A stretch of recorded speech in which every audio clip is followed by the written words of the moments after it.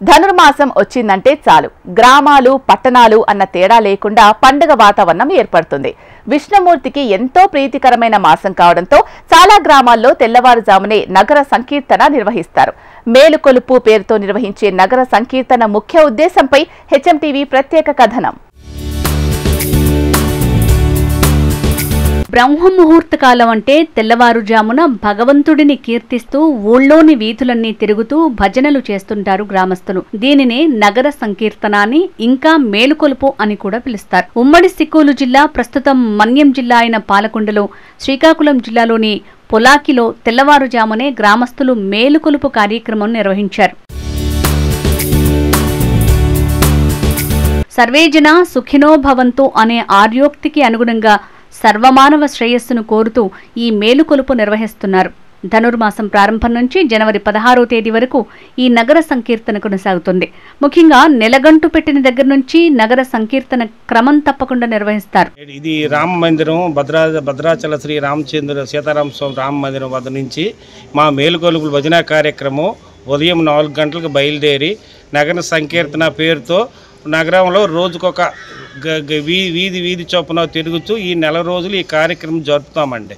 ఈ కార్యక్రమం ముఖ్య ఉద్దేశం ప్రజలు సుఖశాంతితో ఉండాలని, ఈ కరోనా లాంటి విపత్తు ఇవి రాకుండా ఉండాలని, అంచేత ఈ కార్యక్రమం అంతా ఊరు గ్రామం అందరూ సుఖశాంతితో ఉండాలని మరీ కోర్చు మేము ప్రార్థిస్తున్నామండి. గతంలో గ్రామాన ప్రాతకాలంలో మేలుకొలుపు కార్యక్రమంలో లయబద్ధంగా వినబడే కీర్తనలు నేడు చాలా చోట్ల వినపడటం లేదు.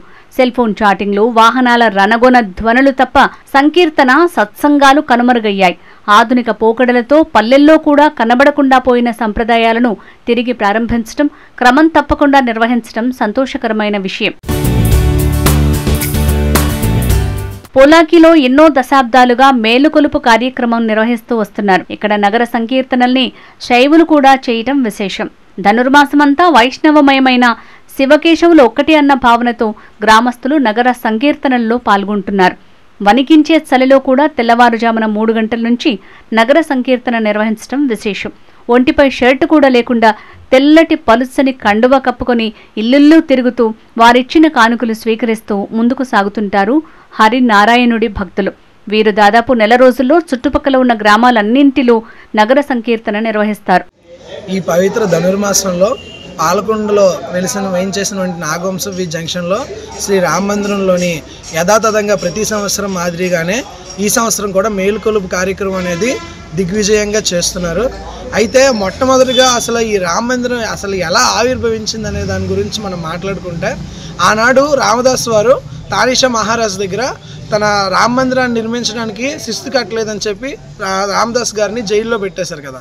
అప్పుడు రామదాస్ చెప్తారు, ఏ ఊర్లో అయినా సరే శివాలయం కూడా ఉండదో కానీ ప్రతి పల్లెలో కూడా రామ మందిరం అనేది ఖచ్చితంగా ఉంటుందని చెప్పి ఆ రోజు ఆయన తీర్మానం చేసిన నుంచి ప్రతి పల్లెలో కూడా రామ మందిరం అనేది ఖచ్చితంగా ఉండి అందరూ కూడా రామనామ సంకీర్తనలు ఈనాటికి చేస్తూ ఉన్నారు.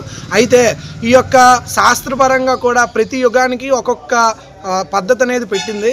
అదే కృతయుగంలోని తపస్సు చేయమని చెప్పారు కృతయుగంలో. అదే త్రేతాయుగంలోని యజ్ఞయాగాది క్రతువులు చేయమని చెప్పారు. అందుకే త్రేతాయుగంలో రాముడు అశ్వమేధాది యజ్ఞయాగాదులు చేశాడు. అదేవిధంగా ద్వాపర యుగంలో అనమాట నోములు చేయమని చెప్పారు. అదే కలియుగంలో కలో స్మరణాన్ ముక్తి, కలికాలంలోని భగవన్ నామ స్మరణ చేయడం వల్లనే ముక్తి. ఈ కలికాలంలో ఎవరు తపస్సు చేయలేరు, ఎవరు యజ్ఞయాగాది క్రతువులు చేయలేరు, ఎవరు నోములు కూడా చేయలేరు.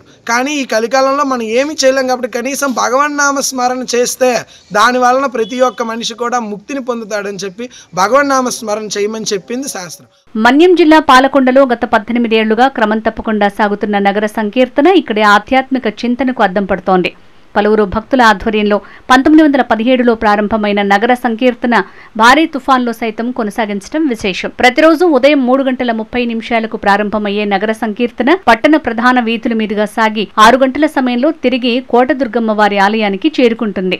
17 సంవత్సరాలుగా చేస్తున్నామండి. అలాగే నాగవంశ వీధిలో రామాలయంలో 17 సంవత్సరాలుగా చేస్తున్నాము. అలాగే రామనామ గానాలతో, శ్రీహరి గానాలతో ఈ ఊరంతా గ్రామమంతా కూడా చలినక వాననక భజన బృందం వారు మేలుకొలుపులు నెల రోజులు చేసి, అలాగే ఒక పండగ అయిపోయిన తర్వాత, భోగి పండగ అయిపోయిన తర్వాత ఒక 4-5 రోజుల్లో అన్నదానం కూడా చేస్తున్నామండి. అందరూ సుఖ సంతోషాలతో, దేశమంతా ప్రపంచమంతా సుఖ సంతోషాలతో వర్ధిల్లాల. శ్రీరాముడు అందరికీ ఆ ధర్మమైన పరిపాలన పాలించాడు కదా శ్రీరాముడు. అలాగనే ధర్మమైన మార్గం చూపించాలని అందరు మనుషుల్లో శ్రీరాముడు ధర్మంగా చేయాలని కోరుచు ఈ ధనుర్మాస కార్యక్రమం ప్రారంభించామండి. ప్రకృతి విలయాలు వచ్చినా, కరోనా వంటి మహమ్మారులు వచ్చినా ఈ సంకీర్తన మాత్రం ఆపలేదు. అందరూ ఆరోగ్యంగా ఉండాలంటూ భగవంతుని పటాలను పట్టుకుని కీర్తనలు పాడుకుంటూ ప్రతిరోజు మేలుకొలుపు కార్యక్రమం నిర్వహిస్తున్నారు. భోగి, సంక్రాంతి, కనుమ అయిన పిదప వీరు ప్రతిరోజు తీసుకున్న నిత్యావసర వస్తువులతో అన్నదాన కార్యక్రమం నిర్వహిస్తారు. గత 18 సంవత్సరములుగా కూడా ఈ యొక్క మేలుకొలుపులనే భక్తి కార్యక్రమం మన పాలకొండ పట్టణంలో నాగవంశం వీధిలో ప్రతి సంవత్సరం కూడా క్రమం తప్పకుండా చేస్తూ ఉన్నాము. ఈ మేలుకొలుపుల యొక్క ముఖ్య ఉద్దేశం ఏమిటంటే ప్రజలందరూ కూడా మన రాష్ట్రంలో కానీ మన దేశంలో కానీ ప్రపంచంలో ఎక్కడున్నా సరే ప్రజలందరూ కూడా ఈ యొక్క మేలుకొలుపుల సందర్భంగా ప్రతి ఒక్క ఇంటి వారికి కూడా ఎటువంటి కష్ట నష్టములు జరగకుండా ఆ శ్రీ భగవంతుడు ఎల్లవేళలా కాపాడాలని ప్రజలందరూ కూడా ఈ యొక్క 2025వ సంవత్సరంలో సుఖ సంతోషాలతో ఉండాలని ఆ సీతారామచంద్ర స్వామివారిని మనసారా ప్రార్థిస్తూ ఉన్నామండి. సనాతన సంప్రదాయాలకు పుట్టినిల్లైన ఉమ్మడి సిక్కోలు జిల్లాలో ఇటువంటి పాత సంప్రదాయాలు క్షేత్రస్థాయిలో ఇంకా నిర్వహించడం రాబోయే తరాలకు మనమిచ్చే ఆస్తి వంటిదేనని జిల్లావాసులు పాలకొండ గ్రామస్తులను అభినందిస్తున్నారు. ఈ కథనం చూసైనా మిగతా గ్రామాల్లో అలనాటి ఈ సత్సాంప్రదాయాన్ని అలవర్చుకుని రాబోయే తరానికి వారసత్వంగా అందజేస్తారని కోరుకుందాం.